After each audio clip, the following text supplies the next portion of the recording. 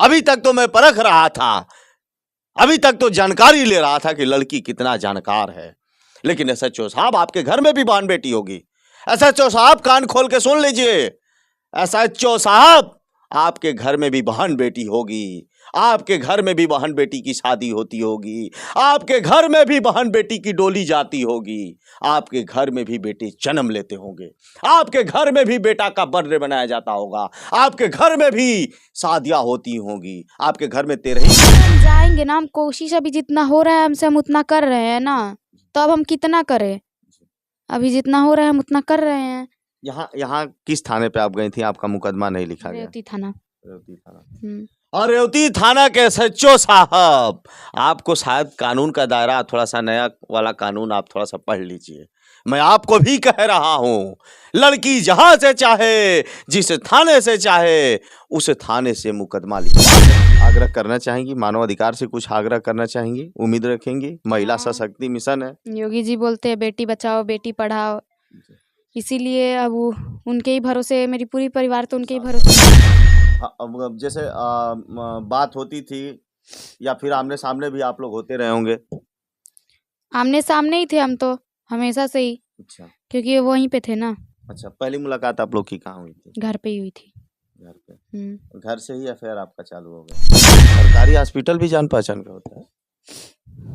सरकारी हॉस्पिटल में नहीं हुआ है, पैसे देकर पुलिस वालों ने, मतलब सब मिलजुल कर ये काम करके, पहले से ही सब तैयारी था, मिलजुल करके ये सब तैयारी। तो मैंने कहा मैं तुम्हारे खिलाफ कलिया की रिपोर्ट दर्ज करवाऊंगी, तो बोलते हैं कि तुम यहाँ पे आओगे, तुम्हारे पति के साथ जैसा किया तुम्हारे साथ भी वैसा ही करेंगे। उसके बाद मम्मी पापा से बातचीत बंद हो गई हमारी। ऐसा बोला उन्होंने कि पति के साथ जैसा हुआ है वैसा आपके साथ भी होगा? हाँ ठीक है। तो शाम होता है, मैं मम्मी के पास फ़ोन करती हूँ, मम्मी को बोलती मम्मी तुम्हें कोई गम कोई दुख नहीं है, तुम मुझे यहाँ मतलब मिलने नहीं आओगे मेरे से?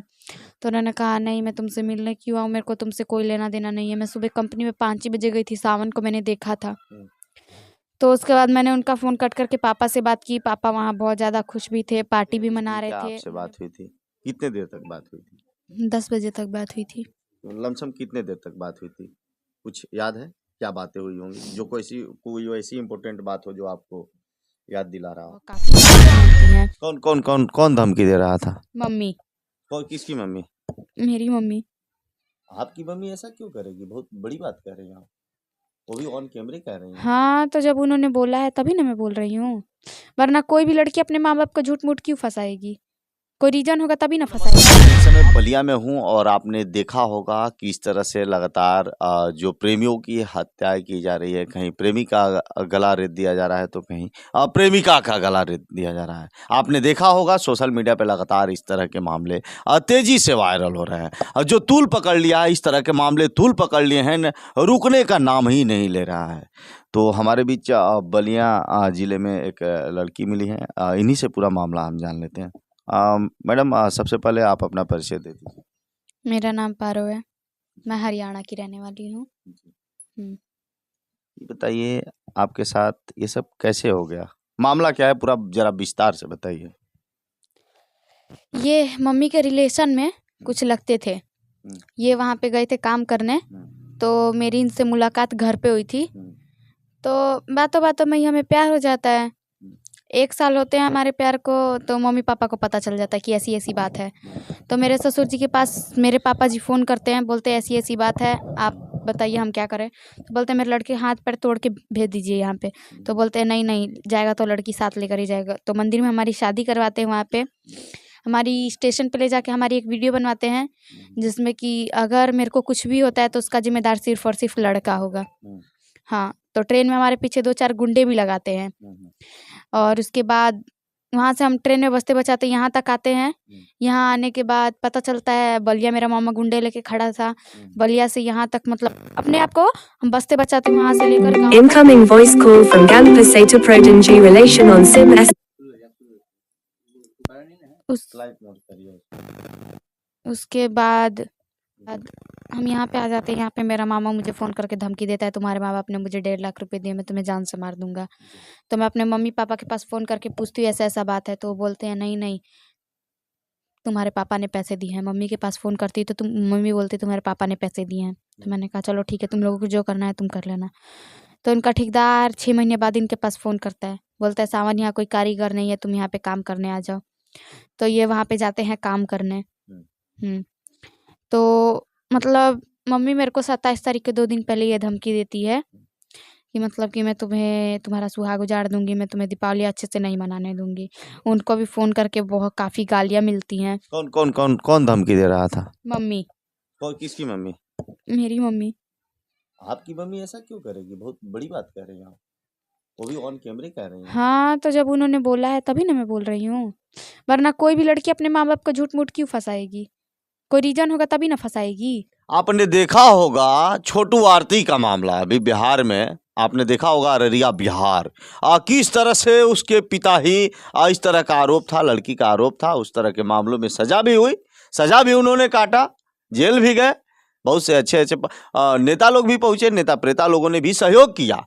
लेकिन कैसे हिम्मत हो गई, कैसे माता पिता हैं जो इस तरह की घटना कह रही हैं। या मैं तो नहीं मान सकता कि इस तरह की घटना हो सकती है, किसी का बाप अपने बेटे का हत्या करे। फिलहाल यह मामला जांच का है, जांच का विषय है, लेकिन आप बहुत बड़ी बात कर रही हैं मैडम।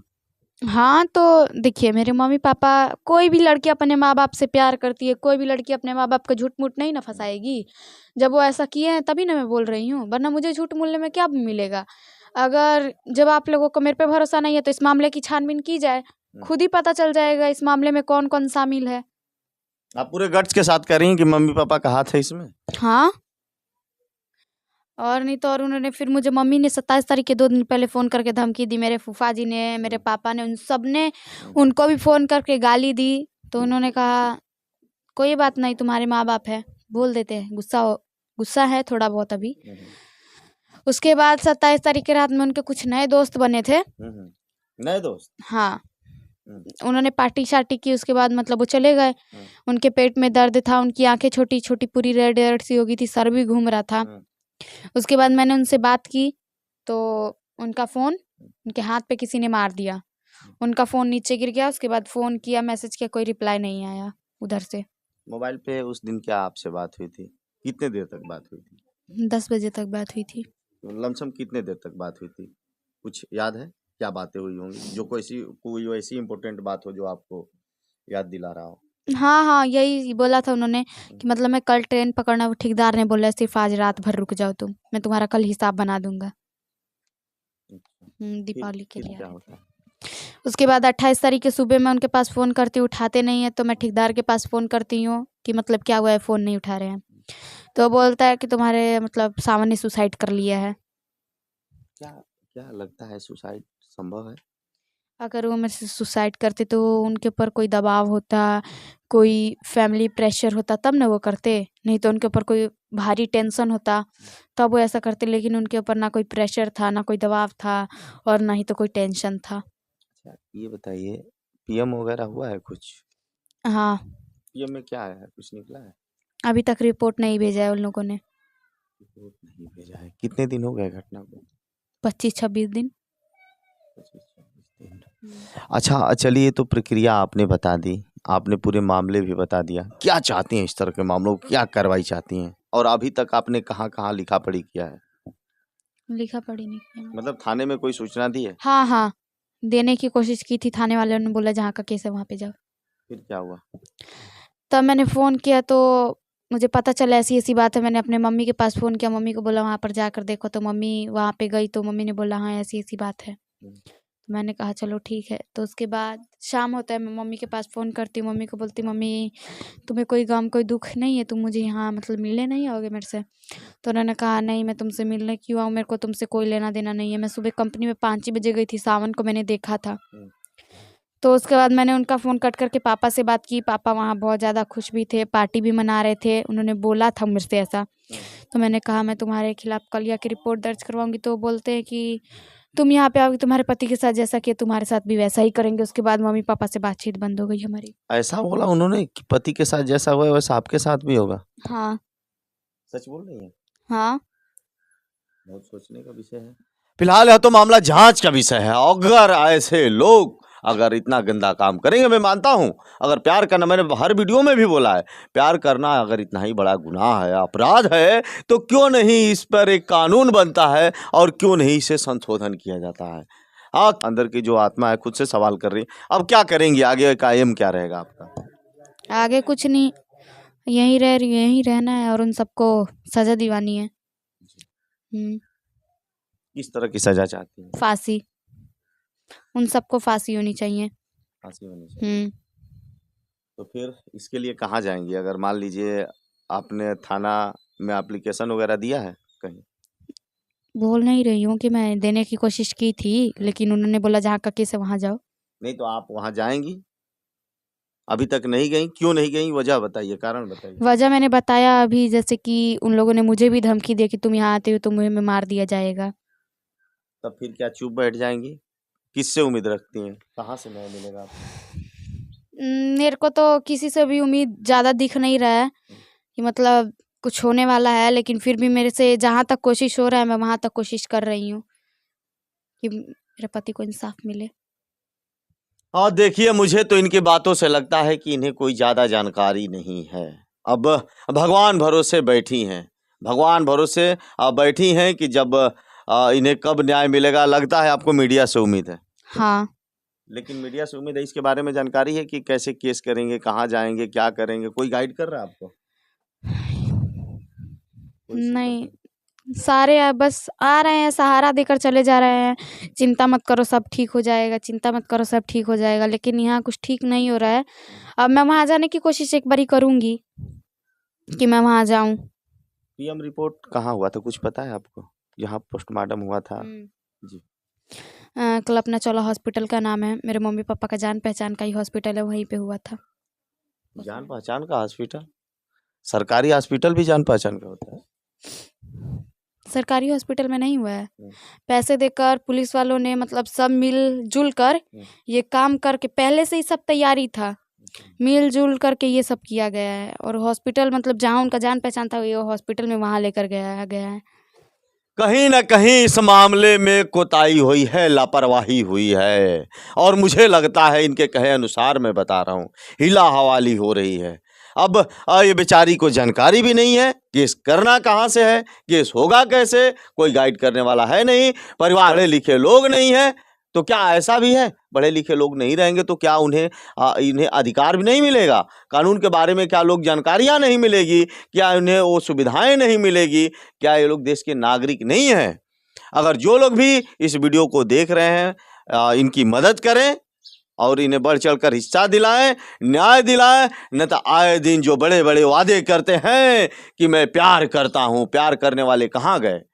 बड़े बड़े ख्वाब दिखाते हैं, लैला मजनू ने भी किया था प्यार, तो इन्होंने भी किया था प्यार की इस कदर की ये स्थिति भोगनी पड़ रही है। कितने दिन तक आपका प्रेम प्रसंग चला? 1 साल तक। 1 साल तक। हाँ, अब जैसे बात होती थी या फिर आमने सामने भी आप लोग होते रहे होंगे? आमने सामने ही थे हम तो हमेशा से ही। अच्छा, क्योंकि वो वहीं पे थे ना। अच्छा, पहली मुलाकात आप लोग की कहाँ हुई थी? घर पे ही हुई थी। घर पे? घर से ही अफेयर आपका चालू हो गया? हाँ, कोई रिलेशन में था या फिर? रिलेशन में। अच्छा, ये बताइए, मामला तो आपका पंजाब हरियाणा का है, फिर वहाँ की पुलिस के पास आप कब जा रही हैं? अभी जाने का कोई प्लान नहीं है, लेकिन देख रही हूँ, कोशिश करेंगे। हड़का कौन रहा है आपको? मम्मी पापा धमकी दे रहे हैं। अभी भी कॉल के माध्यम से ही न दे रहे होंगे? अब नहीं दे रहे हैं। अच्छा, 28 तारीख को ही जो भी बोला था सो बोला था, अब नहीं। फोन पे धमकी मिली थी? तो फिर हरियाणा पुलिस के पास जाने का भी कोई टाइम फिक्स नहीं है? यहाँ की सरकार से कुछ आग्रह करना चाहेंगी, मानवाधिकार से कुछ आग्रह करना चाहेंगी, उम्मीद रखेंगी? महिला सशक्ति मिशन है, योगी जी बोलते हैं बेटी बचाओ बेटी पढ़ाओ, इसीलिए अब उनके ही भरोसे, मेरी पूरी परिवार तो उनके ही भरोसे है। हाँ, तो हम जाएंगे ना, हम कोशिश अभी जितना हो रहा है हमसे हम उतना कर रहे हैं ना, तो अब हम कितना करें? अभी जितना हो रहा है हम उतना कर रहे हैं। यहाँ किस थाने पे आप गई थी? आपका मुकदमा नहीं लिखा गया? रेवती थाना। रेवती थाना। और रेवती थाना के SHO साहब, आपको शायद कानून का दायरा थोड़ा सा, नया वाला कानून आप थोड़ा सा पढ़ लीजिए। मैं आपको भी कह रहा हूँ, लड़की जहां से चाहे, जिस थाने से चाहे, उस थाने से मुकदमा लिखवा सकती है।